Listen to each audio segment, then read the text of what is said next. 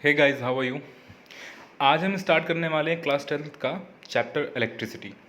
ये हमारा lecture number 1 होगा, जिसमें हम इलेक्ट्रिसिटी के कुछ इंट्रोडक्शन करेंगे।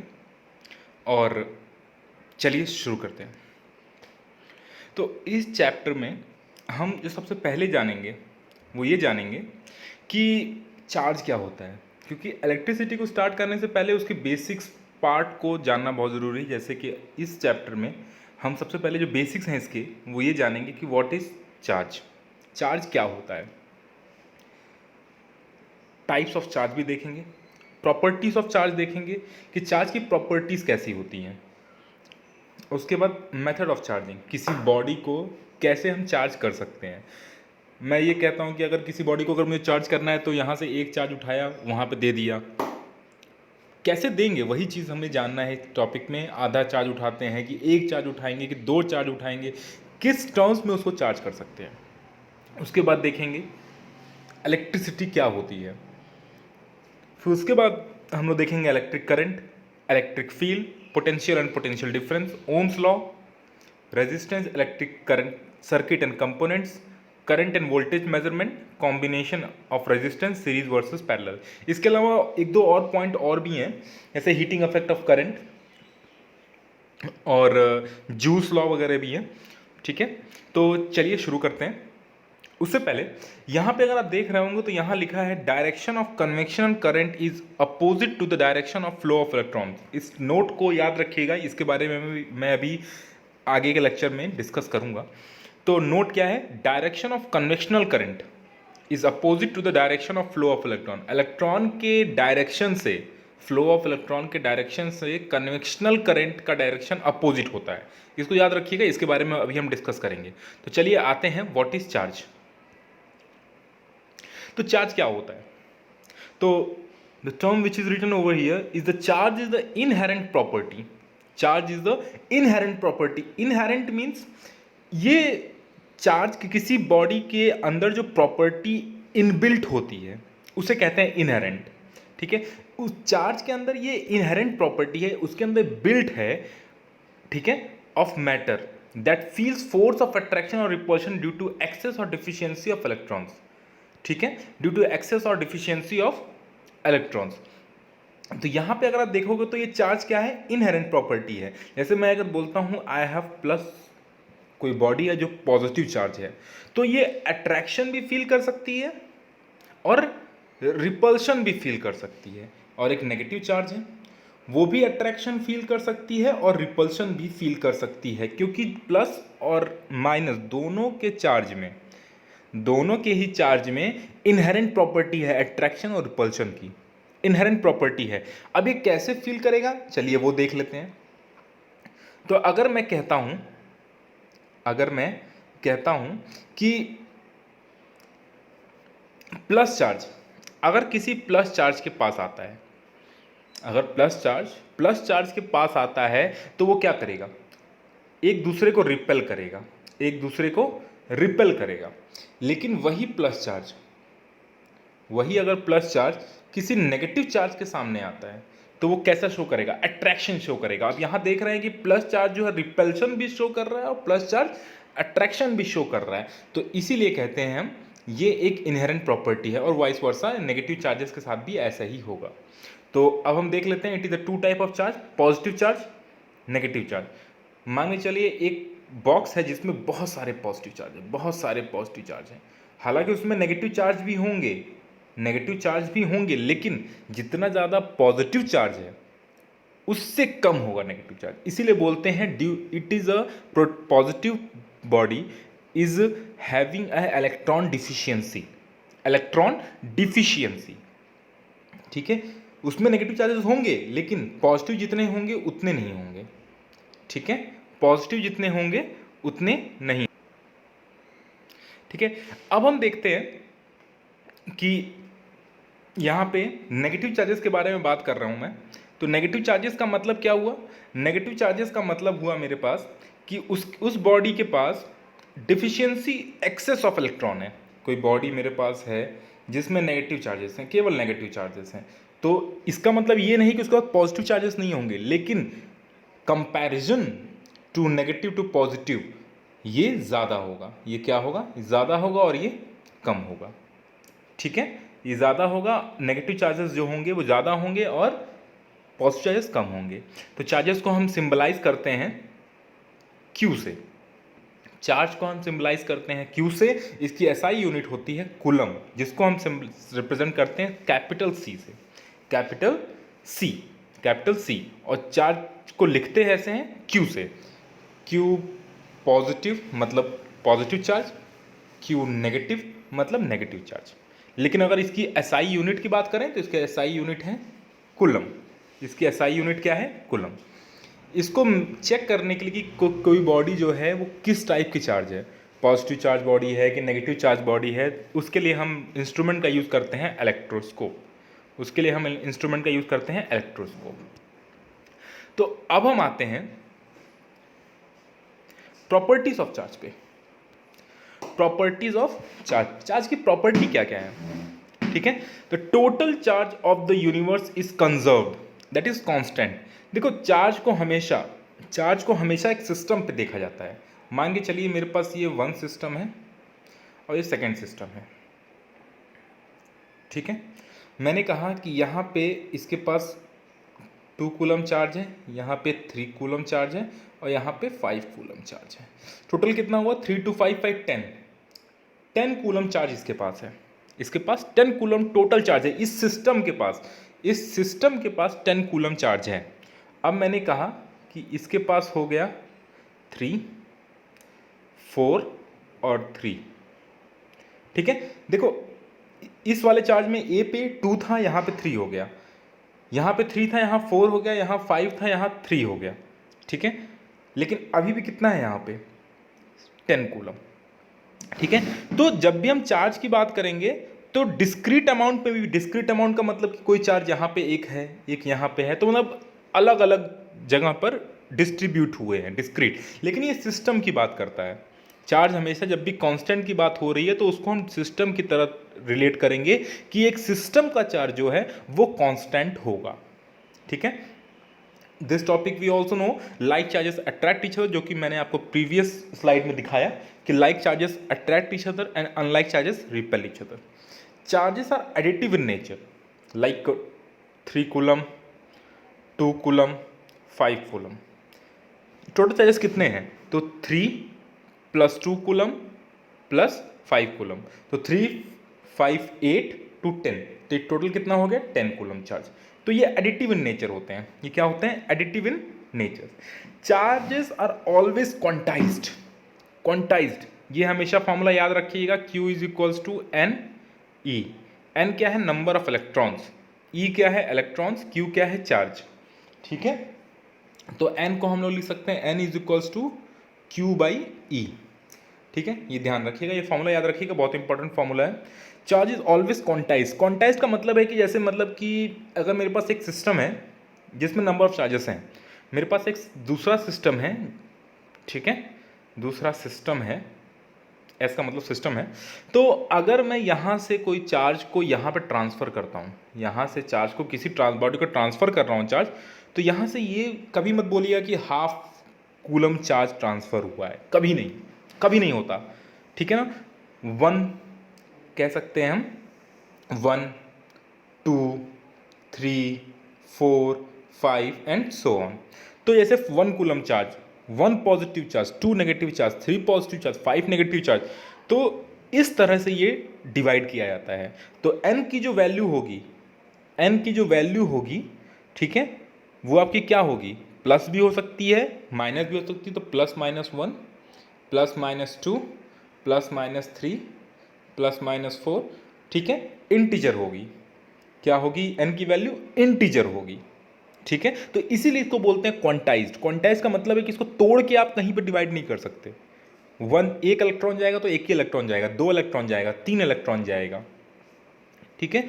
और ये भी हमेशा ध्यान रखिएगा, इसको नोट बना के लिख लीजिएगा कि always electrons are being transferred or electrons take part in chemical reaction because of the mass difference in proton and electron।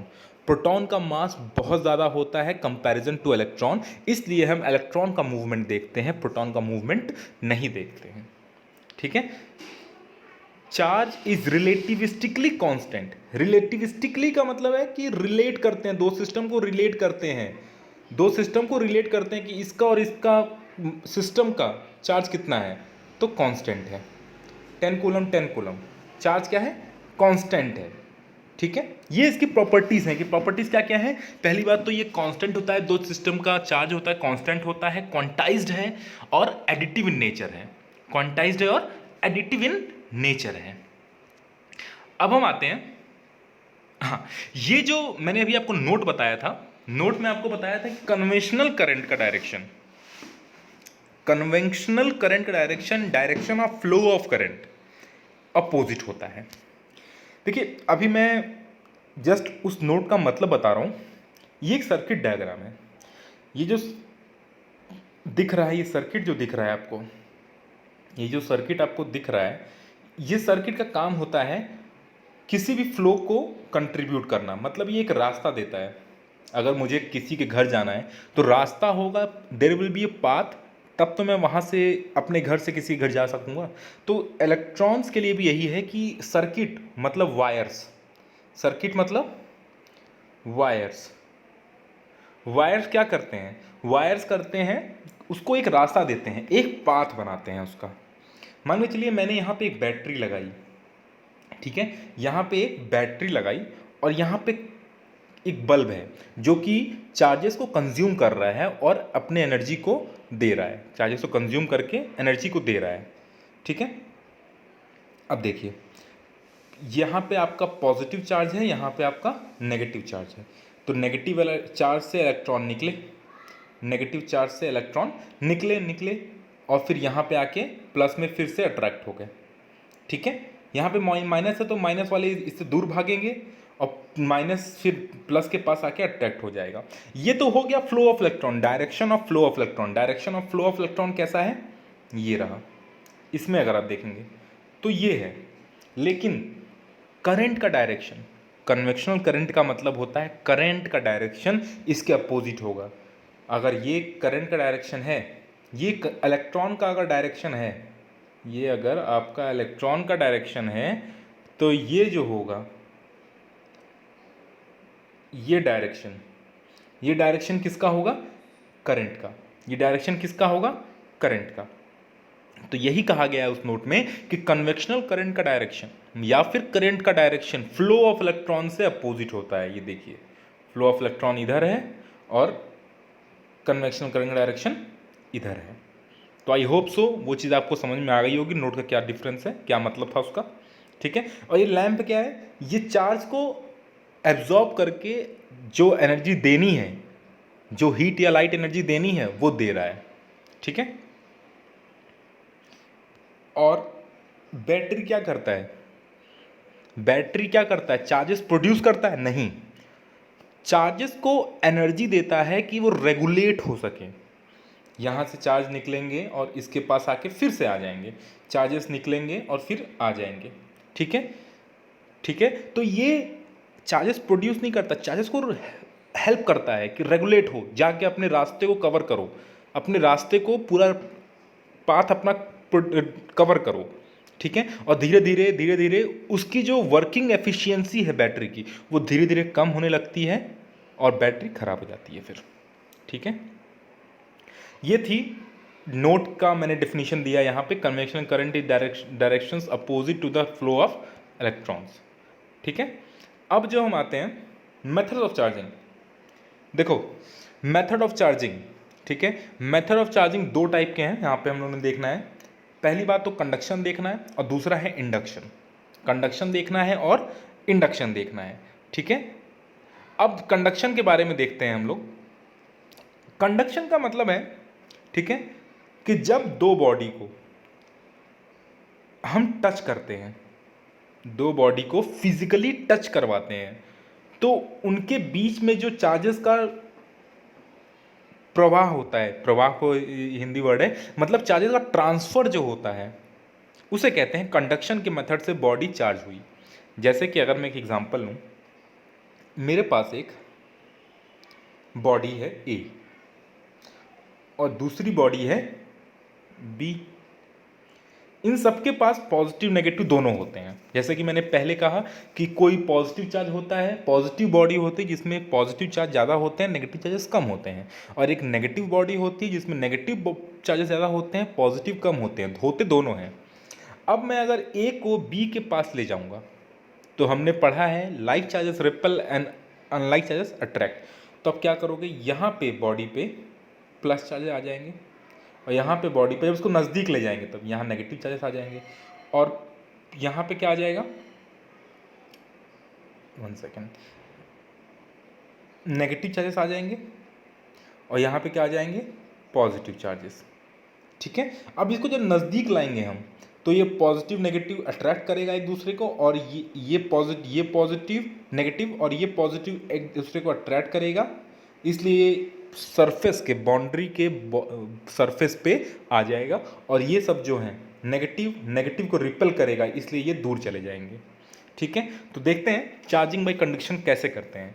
When an uncharged body is brought into contact with an charged body, then the charge or electrons are transferred from the charged body to the uncharged body. This charges is called discharged the uncharged body by contact. Conduction का मतलब ही है by contact. Contact से अगर किसी body को charge किया जाए तो उसे कहते हैं, उसे क्या कहते हैं, उसे कहते हैं कंडक्शन की मेथड से बॉडी को चार्ज किया गया है।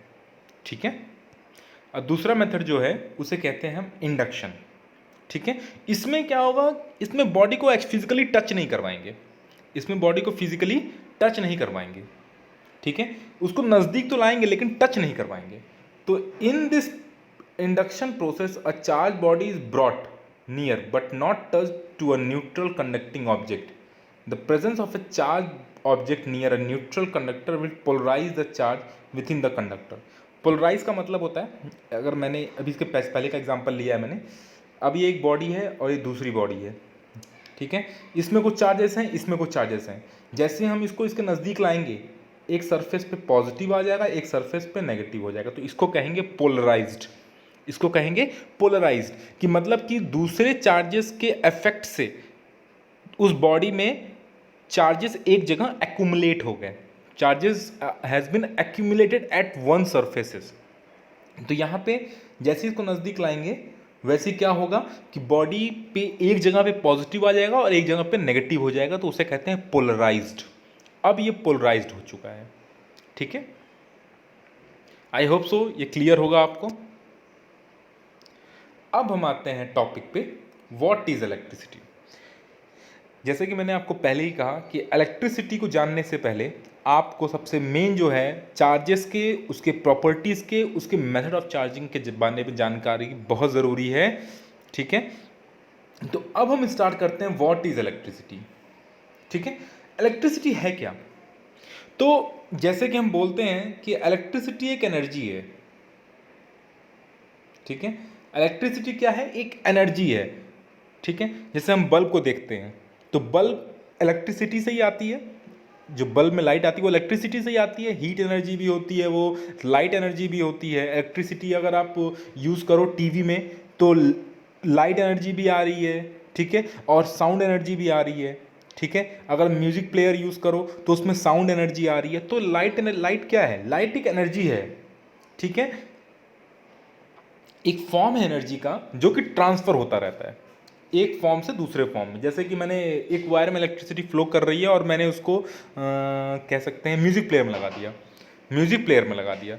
तो म्यूज़िक प्लेयर में अगर लगाया है, ठीक है, तो म्यूज़िक प्लेयर में लगाया तो साउंड एनर्जी आ रही है। तो एक फॉर्म से दूसरे फॉर्म में कन्वर्ट होना, ठीक है, इसे कहते हैं कंजर्वेशन ऑफ एनर्जी। ठीक है, energy can not be created nor be destroyed but it can be transform from one form to another. तो इलेक्ट्रिसिटी क्या है, एक फॉर्म ऑफ एनर्जी है जो कि एक फॉर्म से दूसरे फॉर्म में कन्वर्ट होती है। ठीक है, अब आते हैं, ये तो डेफिनेशन हुआ, अब आते हैं फिजिक्स के टर्म पे कि इलेक्ट्रिसिटी क्या है। ठीक है, electricity is a flow of electrons.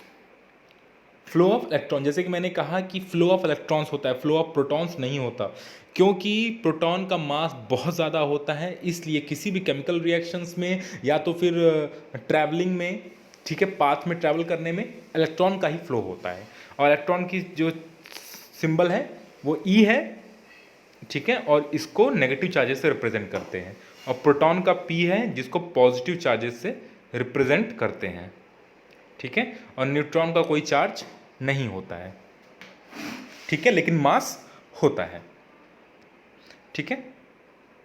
तो what is electricity? Electricity is a flow of electrons, electricity is a flow of electrons. तो अब मैं अगर बात कहूँगा पिछले वाले अगर स्लाइड से, तो फ्लो ऑफ इलेक्ट्रॉन का डायरेक्शन करंट के डायरेक्शन से अपोजिट होगा, याद रखिएगा ये चीज़, ठीक है। अब हमारे पास आता है इलेक्ट्रिक करंट, ठीक है। इलेक्ट्रिक करंट के बारे में अब हम बात करेंगे। ये तो इलेक्ट्रिसिटी हो गया। इलेक्ट्रिसिटी क्या होती है? It is a form of energy which is transfer from one form to another, और just it can be said that it is a flow of electrons, it is a flow of electron, electricity. Now we are going to use the term electric current, electric current, ठीक है। What is electric current?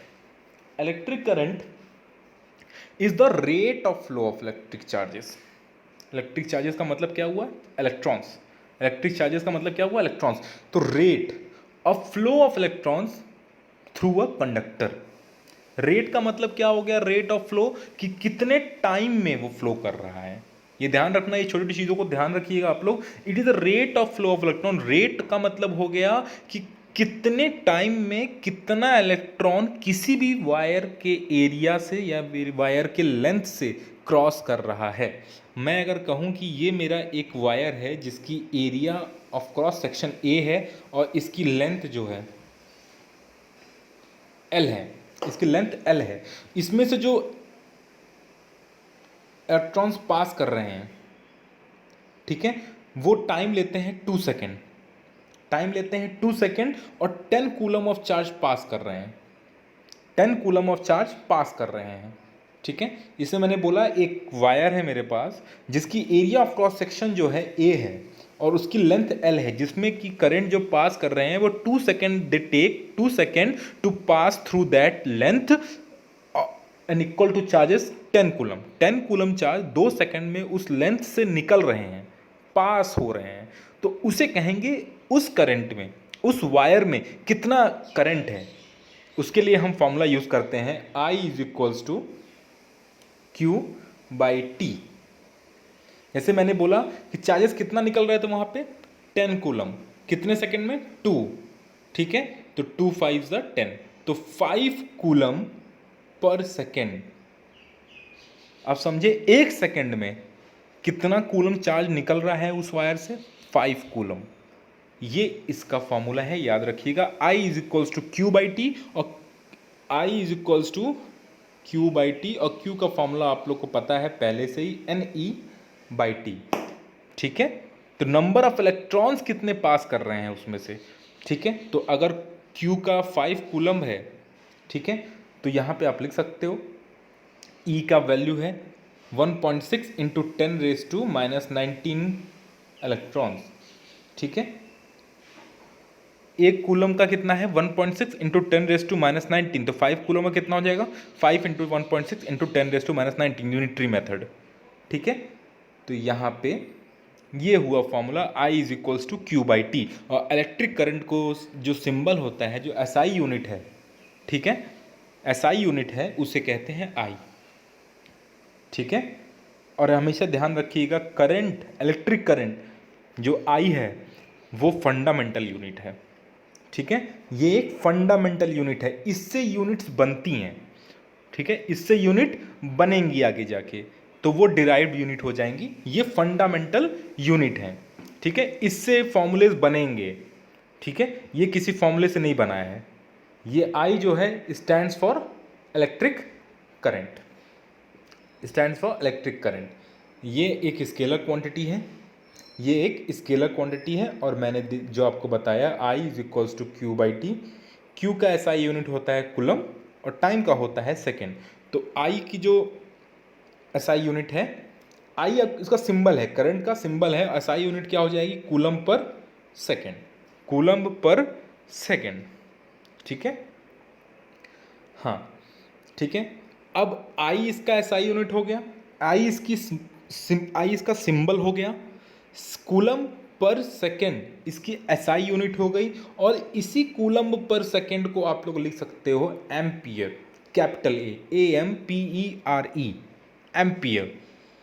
ये एक scientist का नाम है, okay, उन्होंने अपने नाम पे इसकी यूनिट रखी है एम्पियर। इससे बहुत सारे और भी लॉ हैं, एम्पियर सर्किटल लॉ है, ठीक है, और भी इनके नाम से बहुत सारे लॉज बने हैं, तो इनके नाम से ये यूनिट रखा गया है एम्पियर, इनके नाम से यूनिट रखा गया है एम्पियर, ठीक है। अब उसके बाद इस करंट को कैसे, जैसे कि मैंने आपसे बोल दिया कि I is equals to Q/T होता है, और इसको 10 कूलम है, करंट पास कर रहा है, 2 सेकंड में पास कर रहा है, ये तो मैंने आपसे बोल दिया, ठीक है। लेकिन ये कैसे बोल दिया, इसको मेज़र करने के लिए कोई इंस्ट्रूमेंट होगा, इसको मेज़र करने के लिए कोई इंस्ट्रूमेंट होगा, उस इंस्ट्रूमेंट का नाम है एमीटर, उस इंस्ट्रूमेंट का नाम है ammeter. Ammeter is use to rate और check the flow of electric current, कि कितना करंट किसी वायर में फ्लो कर रहा है, ठीक है। और इसका डायरेक्शन है फ्लो ऑफ इलेक्ट्रॉन से अपोजिट लिया जाता है, तो मतलब इसका इलेक्ट्रिक करंट को एक तरह से कन्वेक्शनल करंट भी बोलते हैं। अब समझ में आया होगा, इलेक्ट्रिक करंट को ही कन्वेक्शनल करंट ही बोलते हैं, ठीक है। और उसके बाद अभी ये जो टर्म आ रहा है, it flows as a result of potential difference across the ends of the conductor. ये मैंने बोला एक मेरा वायर है, ठीक है, इस सरफेस पे और इस सरफेस पे, ठीक है, इस सरफेस पे और इस सरफेस पे मेरे potential difference across the conductor होना बहुत ज़रूरी है करंट का फ्लो करने के लिए, ठीक है। अगर मैं आपसे एक छोटा एग्जांपल लेता हूँ कि you have a flat surface, you have a flat surface, और इस पे आप वाटर को फ्लो कराओ, तो क्या वाटर फ्लो करेगा? वाटर फ्लो करेगा? नहीं। अगर मैं इसको ऐसे बोलूँ, अगर आपने सरफेस को क्या ले लिया है, सरफेस को अगर आपने ले लिया है ऐसे, ठीक है, और एक ऐसे सरफेस, तो किस पे वाटर अच्छे से फ्लो करेगा? ये इस पे फ्लो करेगा, ए पे, और बी पे वाटर अच्छे से फ्लो नहीं करेगा, ठीक है। तो ये क्या है, हाई पोटेंशियल, और ये लो पोटेंशियल, लो और हाई पोटेंशियल। तो करंट को भी फ्लो करने के लिए, करंट को भी फ्लो करने के लिए पोटेंशियल डिफरेंस होना जरूरी है। पोटेंशियल डिफरेंस का मतलब कहीं पे हाई पोटेंशियल डिफरेंस, कहीं पे हाई पोटेंशियल हो, कहीं पे लो पोटेंशियल हो, ठीक है, कहीं पे हाई पोटेंशियल हो, कहीं पे लो पोटेंशियल हो, ठीक है। और करंट जो होता है वो हाई पोटेंशियल से लो पोटेंशियल पे ट्रैवल करता है। करंट का जो डायरेक्शन होता है वो हाई से लो पे, हाई से लो पे, मतलब कहने का कि अगर कोई बैटरी आपने लगा दी है, कोई बैटरी लगा दी है, तो इलेक्ट्रॉन का डायरेक्शन तो ये रहेगा, ये पॉजिटिव चार्ज है और ये नेगेटिव चार्ज है, इलेक्ट्रॉन का डायरेक्शन तो ये रहेगा, लेकिन आई का करंट का डायरेक्शन ये रहेगा, ये रहेगा, ठीक है, इलेक्ट्रॉन आई। तो high to low electric current का जो डायरेक्शन होगा, वो करंट का डायरेक्शन जो होगा वो हाई पोटेंशियल से लो पोटेंशियल से रहेगा, हाई पोटेंशियल से लो पोटेंशियल पर ट्रैवल करेगा, ठीक है। I hope so that I am clear to you all. If you have any doubt please let me know, okay. लेकिन इन सब बेसिक चीज़ों को ध्यान रखिएगा। यहाँ पे भी देखिए कुछ चीज़ें मैंने डायग्रामेटिकली शो की हैं कि करंट का डायरेक्शन पॉजिटिव चार्ज का और नेगेटिव चार्ज का डायरेक्शन दोनों अपोजिट है, तो मतलब नेगेटिव चार्जेस का जो डायरेक्शन है वो इलेक्ट्रॉन को शो करता है, और पॉजिटिव चार्जेस जो शो करता है वो करंट को शो करता है, ठीक है। अब जो हम देखेंगे,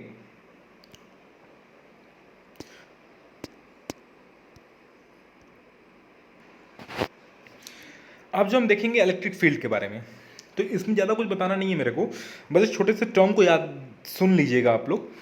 अब इलेक्ट्रिक फील्ड जो है, जैसे कि मैंने बोला है कि I have 2 magnets, number 1 A and number 1 B, ठीक है, इसकी खुद की एक फील्ड होती है, इसकी खुद की एक फील्ड होती है, मैग्नेटिक फील्ड जिसे हम कहते हैं। मैग्नेट की क्या होगी? मैग्नेटिक फील्ड, क्योंकि एक रीजन बनाएगा, एक रीजन बनाएगा और ये 3D रीजन होगा, ठीक है।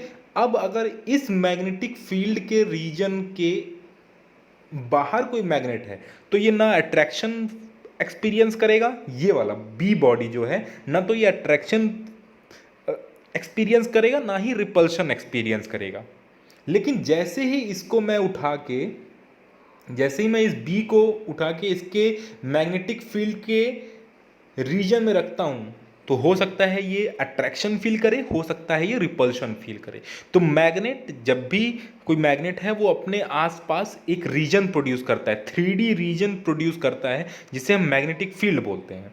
उसी तरह अगर इलेक्ट्रॉन मूव करता है, अगर इलेक्ट्रॉन मूव करता है तो वो अपने आसपास एक 3D रीजन बनाता है जिसे हम कहते हैं इलेक्ट्रिक फील्ड। मैग्नेट से बनती है मैग्नेटिक फील्ड, तो इलेक्ट्रिक करंट से बनती है electric field. It is a 3 dimensional space around a charge in which the force of attraction और repulsion can be felt, can be felt. अब 3D क्यों कहा गया? क्योंकि अगर वायर को देखोगे, ठीक है, अगर एक सिंगल एक एरिया ऑफ क्रॉस सेक्शन के वायर को आप देखते हो तो it is a part of 3D figure, it is a part of 3D figure, ठीक है। It have a length, breadth and height, ठीक है ना।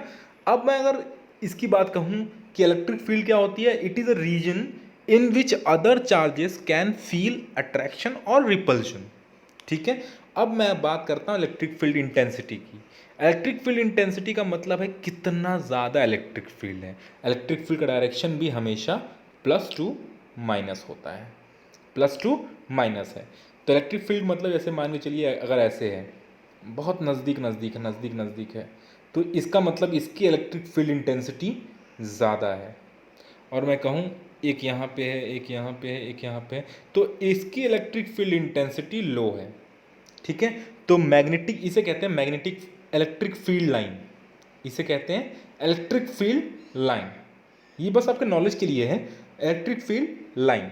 तो इलेक्ट्रिक फील्ड लाइन जितना नज़दीक होंगी उतनी इंटेंसिटी ज़्यादा होगी, और जितनी दूर होंगे इलेक्ट्रिक फील्ड लाइन उतनी कम इंटेंसिटी होगी, ठीक है। It is a force experienced by a unit positive charge when placed in a magnetic field. It is denoted by E, capital E, और ऐसा यूनिट है न्यूटन पर कूलम, ठीक है। इसका फॉर्मूला होता है E is equals to F/Q, E is equals to F/Q electric field का। F का यूनिट होती है न्यूटन और Q का मतलब होता है कूलम, ठीक है। It is a vector quantity क्योंकि इसका एक डायरेक्शन होता है प्लस से माइनस, प्लस से माइनस इलेक्ट्रिक फील्ड का, ठीक है।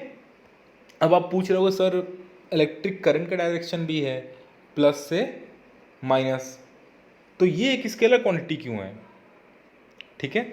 आपका क्वेश्चन बिल्कुल ये आएगा आपके दिमाग में क्वेश्चन कि जैसे मैंने बोला इलेक्ट्रिक फील्ड का डायरेक्शन है +2 ठीक है, और तो ये वेक्टर क्वांटिटी है सर, लेकिन ये जो है इलेक्ट्रिक करंट इसका भी डायरेक्शन तो +2 है, लेकिन ये कोई एक इलेक्ट्रिक वेक्टर क्वांटिटी क्यों नहीं है? तो बेटा केवल डायरेक्शन ही नहीं, इसके अलावा भी बहुत सारी चीज़ें होती हैं जिसको फॉलो करना पड़ता है एक वेक्टर को। अगर वो सब चीज़ें भी फॉलो करते हैं तभी वो वेक्टर क्वांटिटी बनती है। जैसे कम्यूटेटिव लॉ हो गया, पैरेललोग्राम ऑफ वेक्टर एडिशन हो गया, ठीक है ना। तो अगर ये सब चीज़ों को फॉलो करते हैं आप, वेक्टर क्वांटिटी फॉलो करती है तभी वो वेक्टर क्वांटिटी बनती है। तो डायरेक्शन तो है इलेक्ट्रिक करंट में, ठीक है, बिल्कुल है डायरेक्शन, लेकिन हो सकता है ये कम्यूटेटिव लॉ फॉलो ना करती हो, ठीक है। ये आपके 12th के पोर्शन में है, लेकिन जैसे बता रहा हूँ कि वेक्टर क्वांटिटी क्यों नहीं, क्योंकि वेक्टर के कुछ प्रॉपर्टीज़ को ये फॉलो नहीं करती इलेक्ट्रिक करंट, और इलेक्ट्रिक फील्ड उनके सभी प्रॉपर्टी को फॉलो करती हैं। तो आज के लेक्चर में हमने चार्जेस के बेसिक्स पार्ट को देखें, उनके प्रॉपर्टीज़ को देखें, क्वांटाइज का मतलब समझा, ठीक है, और mode of charging a body, कैसे हम चार्ज कर सकते हैं, तो बाय कंडक्शन, बाय इंडक्शन के बारे में देखा, इलेक्ट्रिक करंट देखा, कन्वेंशनल करंट के बारे में जाना कि हम इलेक्ट्रिक करंट को ही कन्वेंशनल करंट कहते हैं, और उन इलेक्ट्रिक करंट और इलेक्ट्रॉन का डायरेक्शन अपोजिट होता है, और कुछ थोड़ी बहुत बातें इलेक्ट्रिक फील्ड के बारे में देखी हमने। तो आज का लेक्चर हमारा यहीं पे ख़त्म होता है। इसको देखिए और जो डाउट हो वो आप पूछ सकते हैं फिर। Thank you so much, take care.